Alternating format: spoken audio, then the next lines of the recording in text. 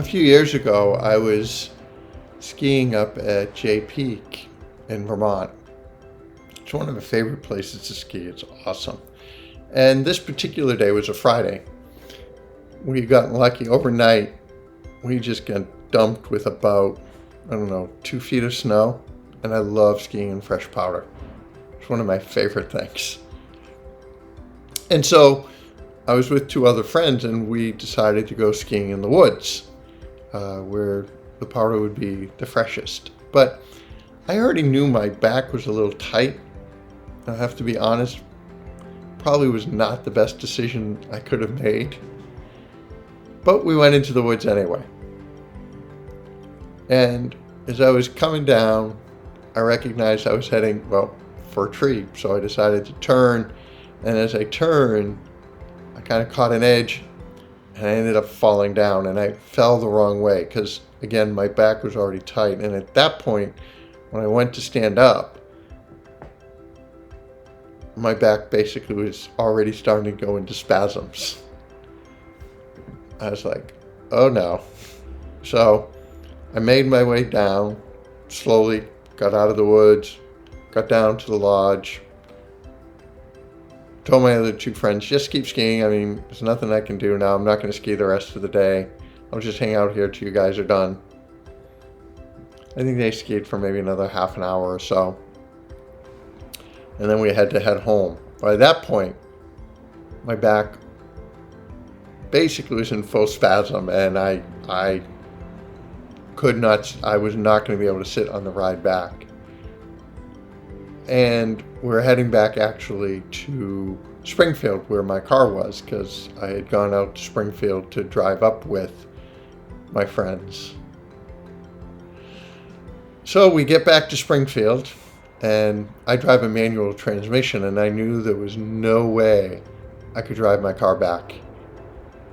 I forget about not being able to sit. I could not put the pressure on the clutch to be able to drive my car, and I needed to get home. And my friend wasn't in a position to be able to drive me back. So I was in Springfield, Mass. I called up my sister Ann in Franklin, Mass. to ask her if she and her husband could come and get me to drive me home to Dracut, Mass. Now, part of the problem for me is, I'll be really honest, it was hard for me to make that phone call. I'm just one of those people, I'll be honest, I don't like asking other people for help. I want to do what I need to do, and I want to do it on my own. And that's not healthy. It's not good. It is a personality flaw. I will be the first to admit it, but it is how I am. And I think a big part of it comes out of, sort of what is the basis for sin. Is I get so focused on what I'm doing, I lose sight of what God is actually doing. In that moment when I had to call my sister to try to get some help, and of course, she, without hesitation, she was just like, "Sure, we'll be there. Take us about an hour." Like, there was no hesitation. She was there for me, and I knew she would be. I know any of my family would be. She was there without hesitation. And even though I knew she would say yes, she's a great sister. I knew she'd say yes. Even though I knew she would say yes, it was still hard for me to ask. Again, not simply because I didn't want to put her out, which I really didn't. It's again because I wanted to do things on my own, but there was just no way I could do that. In a real sense, with God, this was a call to humility. And the recognition that Christian life is not just our willingness to give, we also have to be willing to receive.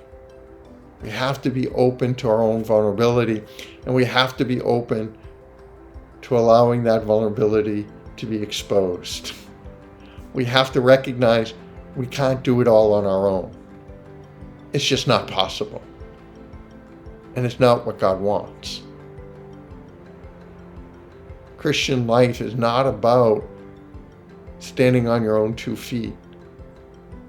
It is actually about being open to God's grace and recognizing our need for help, not just in our bodily situations, i.e., I couldn't drive my car, but it is that recognition that in every aspect of our life, we're dependent anyway. We're dependent upon what God is doing. And our lives are about recognizing how God is helping us. It is about coming to change our focus from ourselves to God. And sometimes that means asking for help and being willing to accept it. Ultimately, that is at the heart of Christian life. And if we think about it, isn't that how God acts?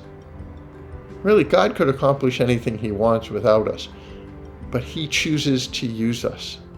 He chooses to ask our help in order to bring His salvation into the world. And if God is willing to ask for our help, how are we not willing to ask for help from others?